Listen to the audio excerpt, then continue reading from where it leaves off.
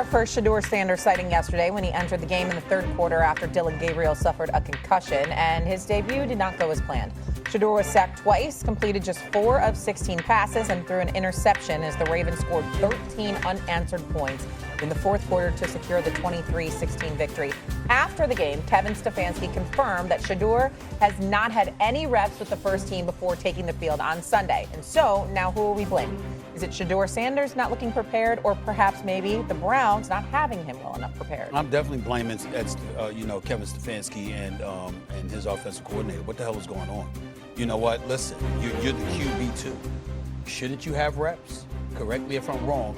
Listen, we watched a lot of quarterback play over the years. We've seen people inept. We understand limited skill level and stuff like that.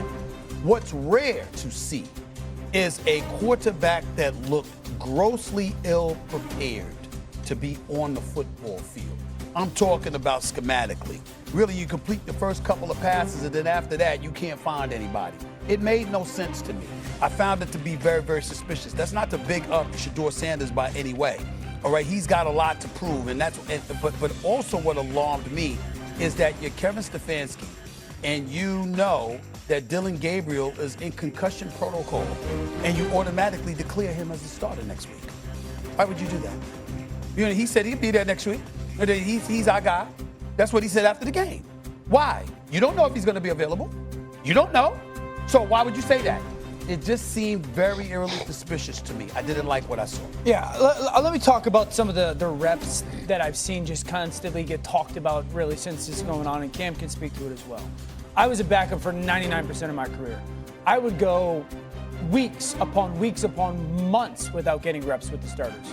I would just take QB2? Yeah. Okay. Now, maybe a little bit more as I got older and I was into 10, 12 years, even less reps. When I was younger, and this is a little bit unique situation because Dillon is the starter. He's also a rookie, so I'm sure the Browns are trying to get him as much reps as possible. Do I find it odd that Shedeur hasn't had a single snap with the starters? Yes. I think Wyatt Teller had said coming out of halftime, it was the first time that the starting offensive line had heard Shedeur's cadence. I think that's odd, yes. But the fact that he hasn't, this reps thing has become this massive conversation. It's more common than not for the backup to not get any reps with the starting group than it is for them to get 4 or 5 reps at practice. And so I don't think that's like this outrageous thing. Shedeur's going to have to play better. He saw things he's never seen before. He felt speed he's never felt before. Credit Baltimore's defense. But I don't think the reps thing is a lot of what the conversation has been made out to be. Cam. All right. I'll put it this way. I've said this before and I'll say it again. I do not think Kevin Stefanski wants Shedeur Sanders to succeed in Cleveland. The reason being is, don't tell me what he said, don't tell me what he's saying. I'm going off of actions. All right, let's go off actions. The actions is, if I'm Shedeur or if I'm a Shedeur Sanders fan, I would not want him to take the field because that's going to consistently be the display we're going to see. It doesn't matter if it's Deshaun Watson. It doesn't matter if it's Shedeur Sanders. It doesn't matter if it's Dillon Gabriel. It doesn't matter if it's Dan Orlovsky. It doesn't matter if it's Cam Newton. You need help in Cleveland when you have a quarterback that's still making $46 million on your roster and he's not healthy. That impacts the talent that's around him. They are not a good team. Right. But this is the thing that really irks me the most, is because he doesn't get any reps. Circa 2015, circa when Cam Newton was the MVP, circa when, hey, my backup for majority of my career was probably the biggest blessing of my career to have a veteran in Derek Anderson. Ron Rivera still knew we're one play away, kid, from you not being available. We would have anywhere from 6 to 12 reps in every single practice that allowed Derek to still have an ability to say, hey, if it goes, how it goes. Now, granted, some will say, well, Cam, you played the position any different.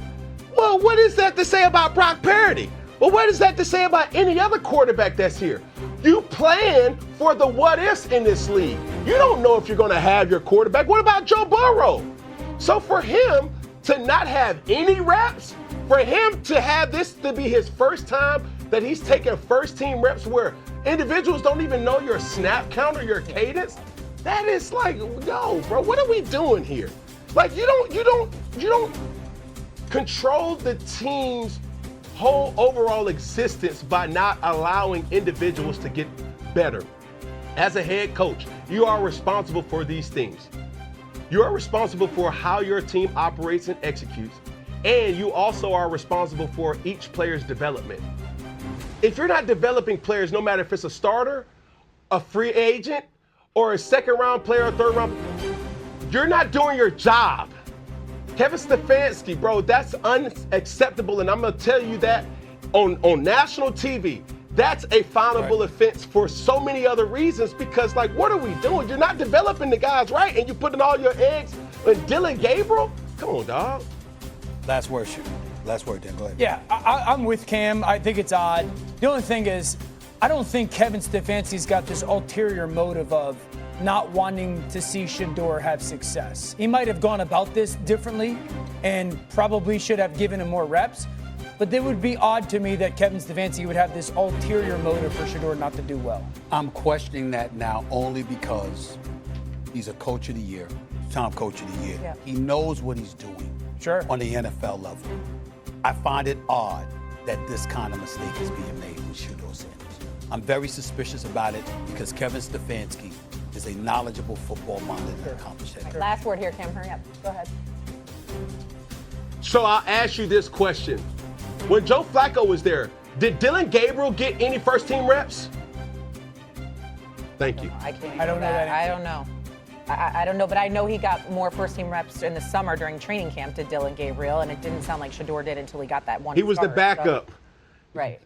Exactly. My point for saying that is Dylan Gabriel was the backup then, and you was giving him first-team reps. So why not give the backup now first-team reps? I think it's weird. And I think the thing that blew this whole thing open was when they said the offensive line hadn't heard the cadence. Until then, I don't think that was what was weird, I think, for everybody. All right, coming up, Dak Prescott against Brock Bowers tonight on Monday Night Football. Are we looking at an upset brewing? Who's favored? I'm assuming the Cowboys. I would imagine an upset seems Well, let's tell you, let's see them on Get Up at 8 a.m. Eastern. Are the Chiefs going to miss the playoffs? Is that what's happening here? Listen, I think their aura is gone.